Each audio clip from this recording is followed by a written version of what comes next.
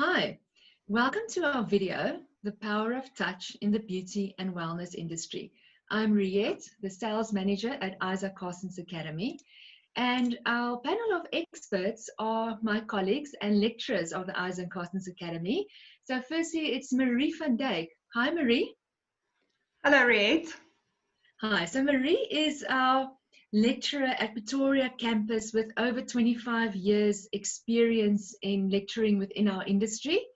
And she has a BTech Somatology degree. And then, hi, Audrey. Hi, good afternoon. Hi.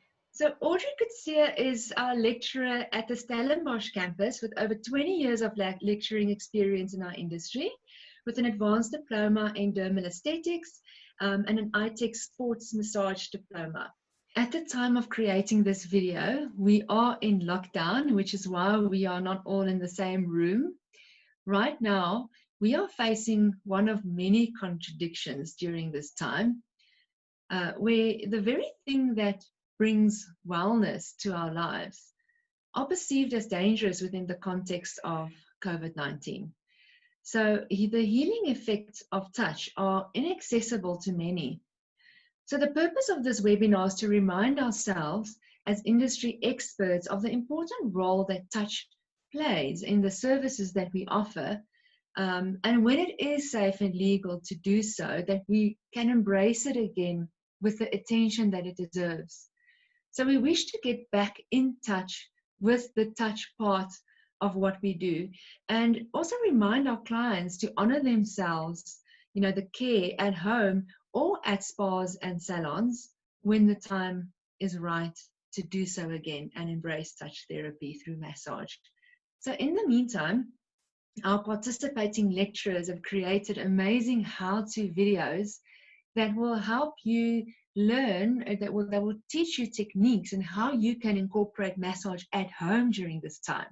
There's one video where it will benefit you to massage your family members or whoever you are isolating with or social distancing within your home environment.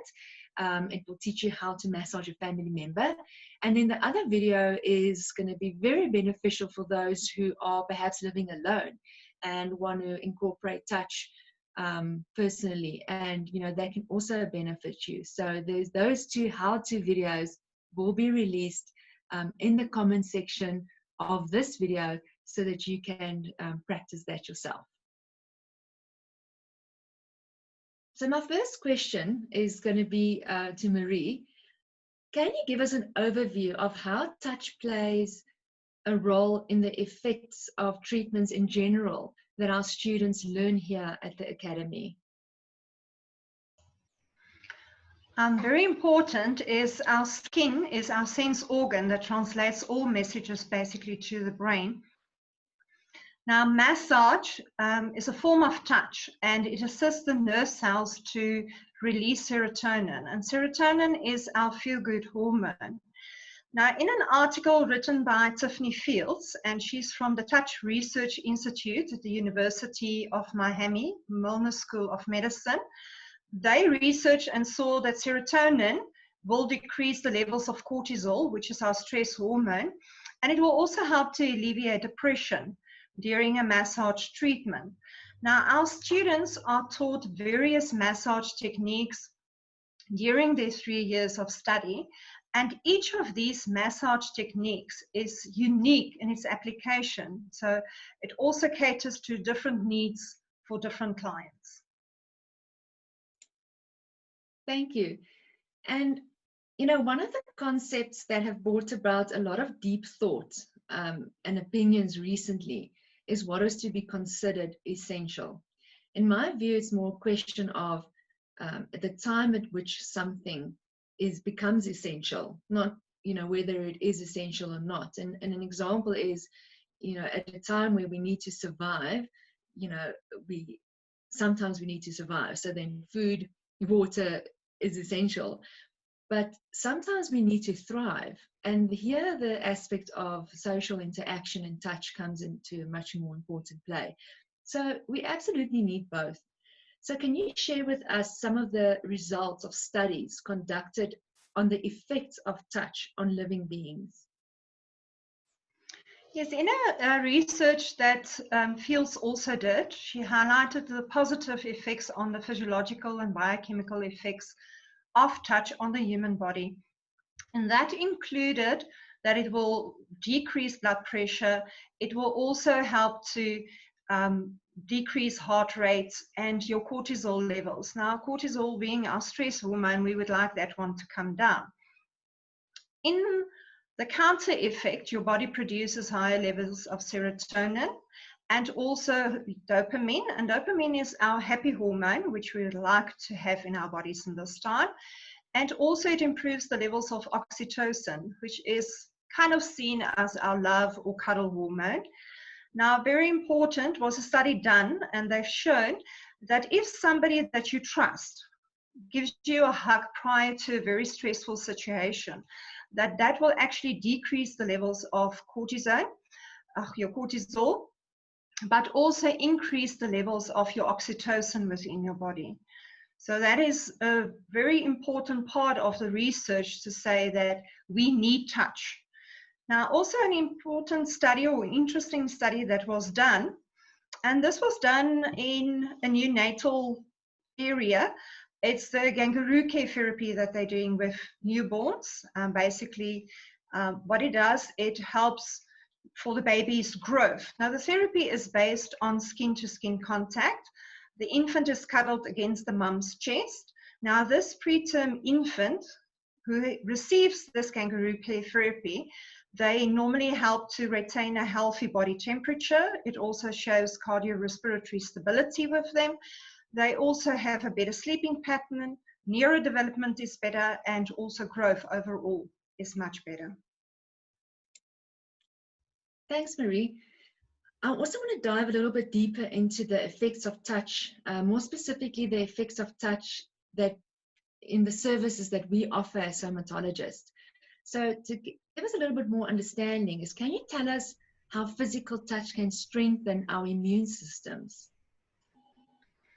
Now, physical touch helps to keep contact, first of all. When we are stressed, stress not only reduces our mental capabilities, but it also reduces our immune response within the body. Now, stress also, when we are stressed, cortisol levels are increased within the body. It weakens our immune system. And regular massage helps to increase blood circulation, the lymphatic flow. And if we increase lymphatic flow through the lymph nodes, we also increase the production of lymphocytes. And overall, with circulation being increased, we also increase our white blood cell count. And this will really help to boost our immune system. So what effect does touch then have on mental resilience and the nervous system? Now, when we are stressed, our sympathetic nervous system takes over. Now, this is our fight or flight system in our body. So it really kicks in. And when we are stressed, we struggle to concentrate, we struggle to think clearly. And our bodies also goes into what we call a high state of alert, ready to react to any situation, most of the time more negative situations. Now, unfortunately, when our sympathetic nervous system takes over, we have a response that it counteracts the parasympathetic nervous system. Now, this nervous system is important because both these systems needs to be in a balance to give you an excellent balance within your body for you to function normally. So what regular massage does, it helps to assist to restore the balance between our sympathetic and parasympathetic nervous system, restoring balance to the body and therefore improving our mental resilience. Thank you, Marie. So now that we understand the effects on our bodies a little bit more, I want to discuss some of the therapies that we apply. While somatologists incorporate touch in, as an additional benefit in all the beautification services that we do, our somatologists also learn the theory and application of therapies that's built on the benefits of touch therapy specifically as the primary objective. So let's talk a little bit more about touch in the context of these touch-specific therapies. So Audrey, I would like to ask you the next question. Pressure point massage affects the entire body by means of specific pressure points. Can you explain how treatments like acupressure and reflex therapy impact the body? Sure. Well, let's first of all start with what is acupressure. In very simple terms, it's acupuncture without the needles. And when we look at the origins of acupressure, we are talking traditional Chinese medicine. Now, the theory is that our bodies have got pathways which are called meridians, and these meridian pathways are essentially energy channels. So when we talk about applying pressure to acupressure points, we are looking at these points as they occur along these meridians. And the Chinese believe that when a meridian is blocked, then you are not going to have a free flow of energy. And the loss of this free flow of energy is essentially then what manifests as disease.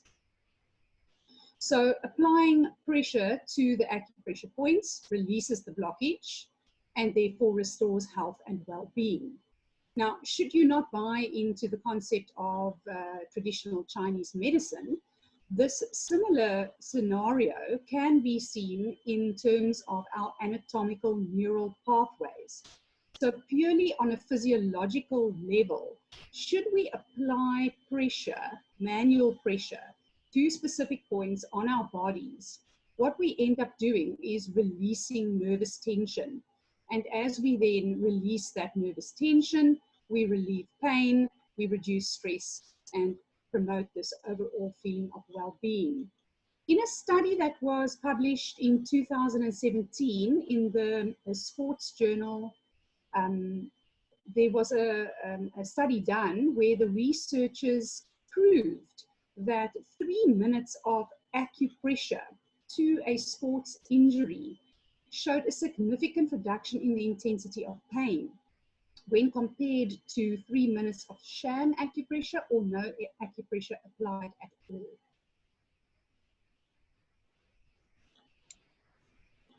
Thanks, Audrey.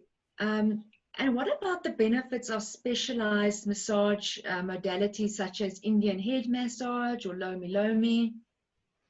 Right, if we look at those two specifically, what's unique about Indian head massage is, as the name implies, it only focuses on the head, neck, and shoulder area of the guest.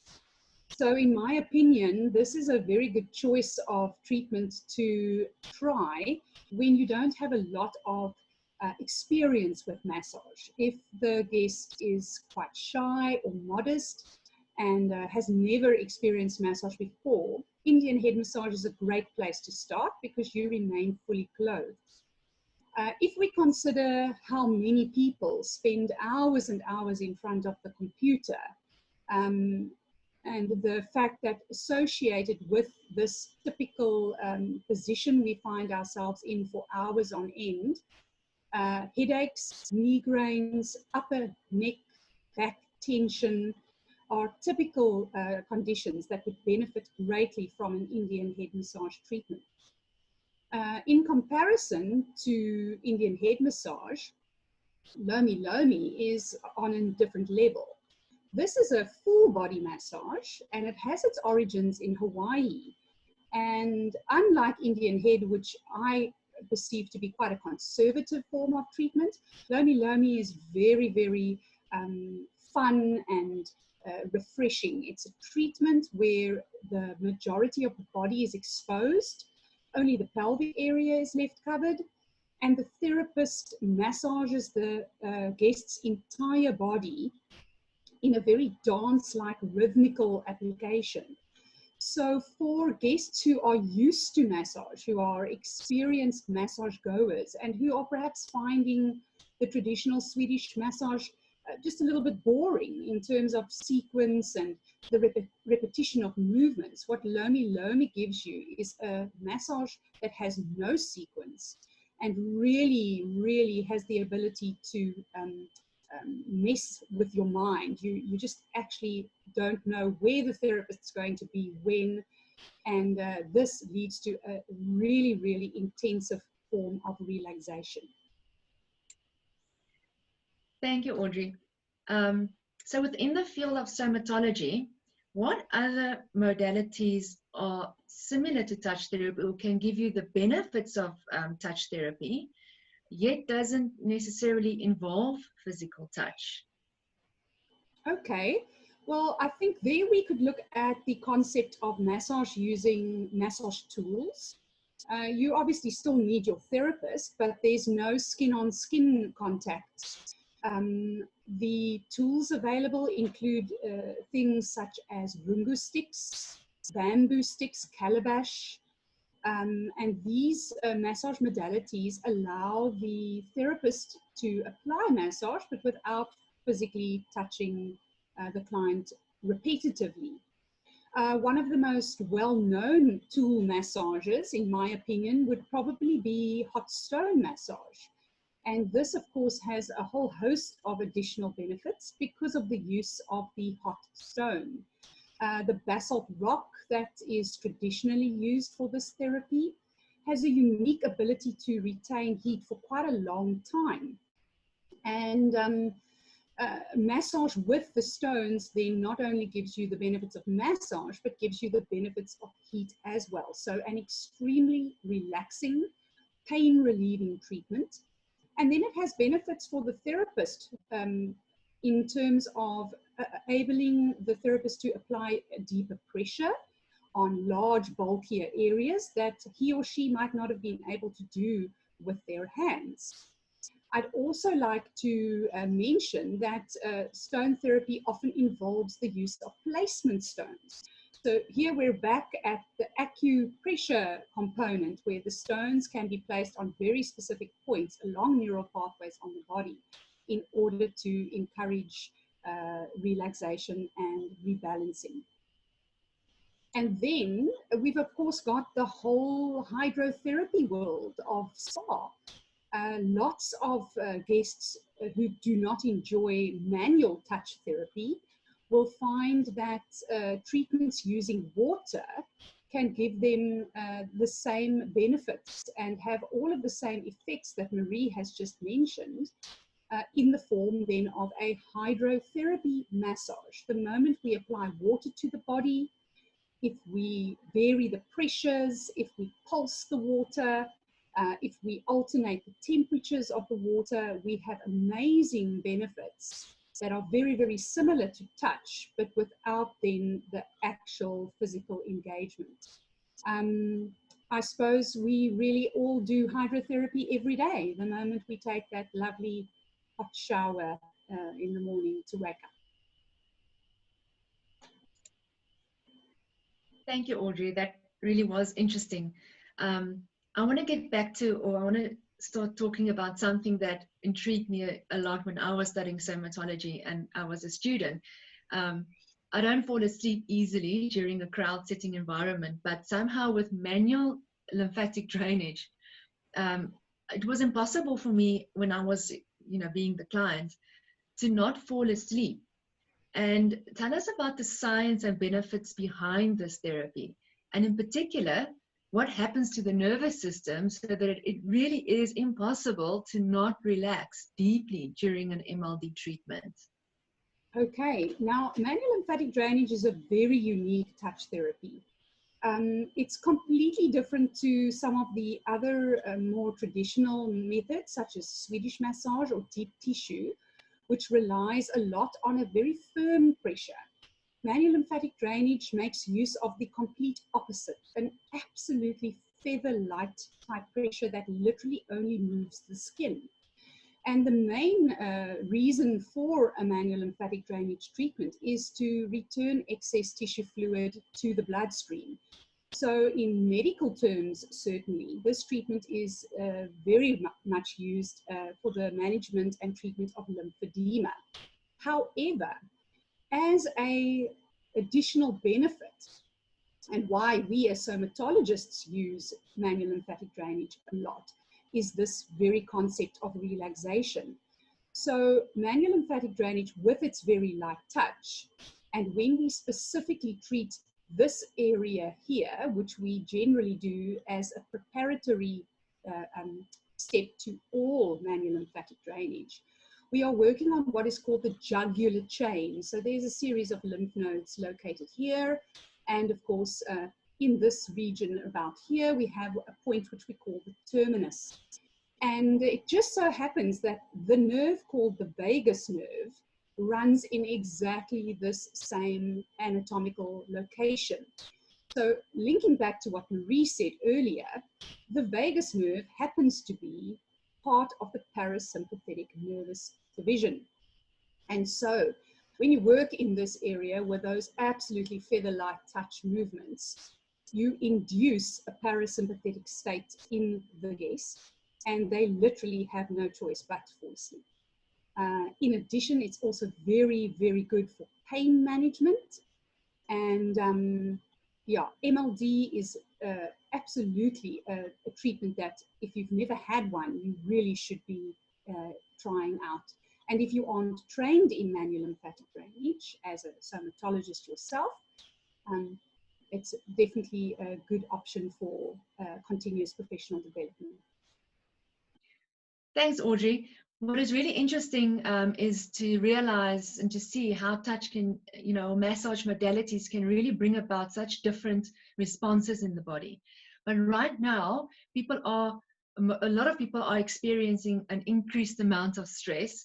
So you created an amazing how-to video on your own family at home on how we can help soothe each other during these times, and specifically families who are social distancing within one household. And if you want to incorporate touch now already on your isolating buddies. So please share with us the type of massage that you demonstrated and how it can benefit people during the isolation period or just in general.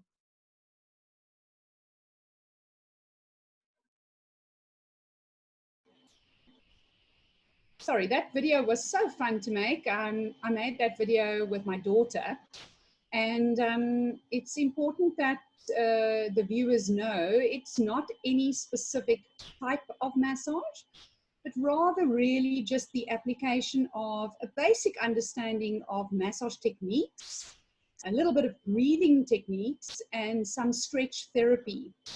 So the do-it-yourself video in conjunction with your isolation buddy is really easy to follow. None of the movements that are demonstrated are difficult, and they certainly should not cause any discomfort to either the person receiving or performing the techniques. And I need to link back again to one of the things that Marie said earlier to explain why doing something like this would be so beneficial. And that, of course, is that concept that if somebody who loves you and who you trust touches you, even in the most simple way, it's going to result in a cascade of hormones being released that really are wonderful to reassure and make the person receiving the touch therapy feel comfortable and calm and restored. Thanks, Audrey. And then back to Marie, you also created an amazing homemade video, and this is specifically for people who are living alone or isolating alone. And I mean, we can also benefit from touch when we don't have people around us. So can you please share with us the type of massage that you demonstrated and how it can benefit people during these times or just in general? The massage I created was more based on starting off with breathing techniques. So just to keep us calm a little bit and getting enough oxygen into the system, very important. Then it starts off with a little bit of stretching, just to get mobilization in the upper shoulder girdle, because when we are tense, we tend to pull up our shoulders and tense the upper back muscles as well. So mainly the focus is just to loosen up the area, get some circulation going. And the massage movements contains a little bit of a kneading movement, more of a squeezing type of movement that is purely with the pounding effect. It's purely just to get the circulatory system going. The finger walk effect that we've also placed in the massage is just to apply a little bit of pressure more intensely and deeply onto the muscle areas. And the pressure points purely is around the eye area, and that is also to alleviate eye strain and a little bit of sinus congestion. So overall, the main aim of this massage is purely just for relaxation purposes. Thank you. So Marie and Audrey, thank you very much for sharing your expertise with our audience, which is our clients, industry stakeholders, and even prospective students. You've added a lot of value, specifically with your how-to videos. Remember, everyone, that you have a look at those videos after this one, and stay safe, happy, and calm. Goodbye, Marie and Audrey.